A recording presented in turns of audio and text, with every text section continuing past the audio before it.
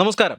ദില്ലി കലാപ കേസിൽ പ്രതികളായ ഉമർ ഖാലിദിനും ഷർജീൽ ഇമാമിനും ജാമ്യം നിഷേധിച്ച് സുപ്രീം കോടതി. അതായത് ജാമ്യാപേക്ഷ ഇന്ന് രാവിലെ സുപ്രീം കോടതി പരിഗണനയ്ക്കെടുത്തു. 5 വർഷമായി ഈ കേസിലെ 7 പ്രതികൾ ജയിൽ ശിക്ഷ അനുഭവിക്കുകയാണ്. വിചാരണ തടവുകാരായി ജയിലിലാണ്. അതുകൊണ്ട് തന്നെ ഇതുവരെയും വിചാരണ ആരംഭിച്ചിട്ടില്ല.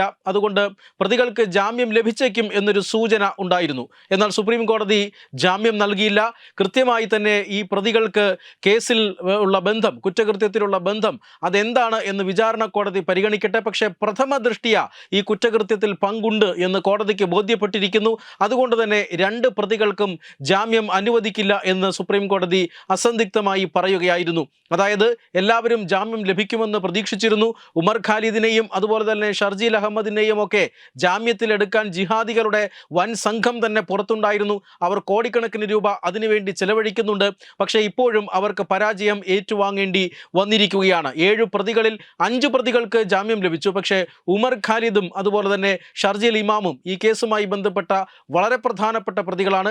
ഇവർ 2 പേരെയും ജാമ്യത്തിൽ വിടാൻ സുപ്രീം കോടതി തയ്യാറായില്ല. അതിന് തന്ത്രം പയറ്റിയത്, അല്ലെങ്കിൽ 5 അല്ല 10 വർഷം കഴിഞ്ഞാലും പുറം ലോകം കാണിക്കില്ല എന്ന് ശപഥം ചെയ്തുകൊണ്ട് ജാമ്യം നിഷേധിക്കപ്പെടാൻ കാരണമായത് ദില്ലി പോലീസിന്റെ തന്ത്രമാണ് എന്നാണ് വിലയിരുത്തൽ. അതായത് ദില്ലി പോലീസ് ഇന്ന് രാവിലെ ഈ കേസ് പരിഗണിക്കുമ്പോൾ സുപ്രീം കോടതി അറിയിച്ചത്, ഈ കേസിൽ 7 പ്രതികളുടെ ജാമ്യാപേക്ഷയാണ് കോടതി പരിഗണിക്കുന്നത്. 7 പ്രതികൾക്കും 7 വ്യത്യസ്തമായ രീതിയിലാണ് ഈ കേസുമായി ഇടപെടലുള്ളത്, ഇല്ലെങ്കിൽ ഈ കേസുമായി ബന്ധമുള്ളത്. 7 പ്രതികൾക്കും 7 രീതിയിലാണ്. പക്ഷെ വളരെ പ്രധാനപ്പെട്ട 2 പ്രതികളാണ് ഉമർ ഖാലിദും അതുപോലെ തന്നെ ഷർജീൽ ഇമാമും. ഇവരെ മറ്റുള്ളവരോടൊപ്പം പരിഗണിക്കരുത്.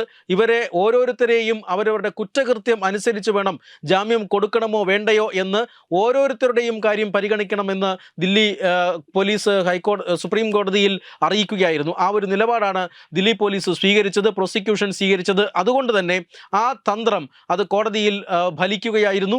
2 പ്രതികൾ, ഓരോ പ്രതികളുടെയും ഈ കേസുമായി ബന്ധപ്പെട്ട പ്രവർത്തനങ്ങൾ, ഇവർക്കുള്ള ബന്ധം, ഇതെല്ലാം തന്നെ വ്യക്തമായി കോടതി പരിശോധിച്ചു. അതിനുശേഷമാണ് 2 പ്രധാനപ്പെട്ട പ്രതികൾ ഈ കേസിൽ, അല്ലെങ്കിൽ ദില്ലി കലാപ കേസിൽ ഗൂഢാലോചനയിലടക്കം പങ്കുള്ള 2 പ്രധാനപ്പെട്ട പ്രതികൾക്ക് ജാമ്യം നൽകാനാവില്ല എന്ന് സുപ്രീം കോടതി നിലപാടെടുത്തത്. പ്രോസിക്യൂഷന്റെ ആ രീതിയിലുള്ള അഭ്യർത്ഥന ഉണ്ടായിരുന്നു എന്നാണ് കോടതിയിൽ നിന്നുള്ള വിലയിരുത്തൽ. അതിൻ്റെ ഭാഗമായിട്ടാണ് 2 പ്രതികളും വളരെ കൃത്യമായി തന്നെ ഈ കേസിൽ നേരിട്ട് ഇടപെട്ടിട്ടുണ്ട്. ഗൂഢാലോചന ഇവർ നടത്തിയിട്ടുണ്ട്. 2 മതവിഭാഗങ്ങൾ തമ്മിൽ മതസ്പർദ്ധയുണ്ടാക്കാനായി ഇവർ ശ്രമിച്ചിട്ടുണ്ട്. അതിന് വാട്സാപ്പ് അടക്കമുള്ള സമൂഹ മാധ്യമങ്ങളെ ഉപയോഗിച്ചു. വാട്സാപ്പ് ഗ്രൂപ്പുകൾ അടക്കം ഉപയോഗിച്ചുകൊണ്ടാണ് ഇവർ ഒരു ഹേറ്റ് ക്യാമ്പയിൻ നടത്തിയത്. ഇങ്ങനെയാണ് കലാപത്തിലേക്ക് പോകുന്നത്.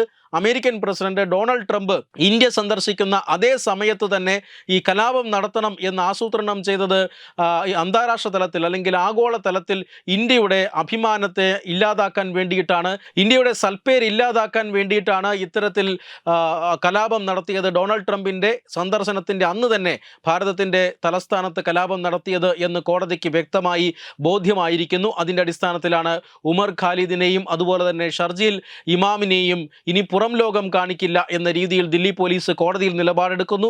കോടതി അത് അംഗീകരിക്കുകയും അവർക്ക് ജാമ്യം നിഷേധിക്കുകയും ചെയ്യുന്നു. 5 വർഷമായി പ്രതികൾ ഈ ജയിലിനകത്താണ്. ഉമർ ഖാലിദിന് ഈ ഇടക്കാല ജാമ്യം ലഭിച്ചിരുന്നു. അത് സഹോദരിയുടെ വിവാഹവുമായി ബന്ധപ്പെട്ടതാണ്.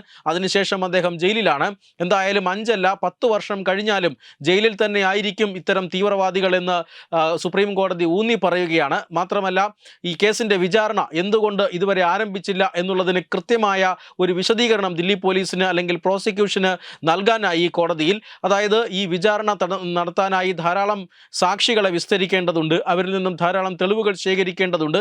ഇത്തരത്തിലുള്ള സാക്ഷികളുടെയും അതുപോലെ തന്നെ തെളിവുകളുമൊക്കെ ശേഖരിക്കുന്നതിനായി, സാക്ഷി മൊഴികൾ ശേഖരിക്കുന്നതിനായി ഇത്തരത്തിൽ കൂടുതൽ സമയം ആവശ്യമാണ്. അതുകൊണ്ടാണ് ഈ വിചാരണ വൈകുന്നത് എന്ന് ദില്ലി പോലീസ് കോടതി അറിയിക്കുകയായിരുന്നു. തുടർന്നാണ് കോടതി ജാമ്യം നിഷേധിച്ചുകൊണ്ട് ഉത്തരവ് പുറപ്പെടുവിച്ചത്. വെബ് ഡെസ്ക് തത്വമൈ ന്യൂസ്.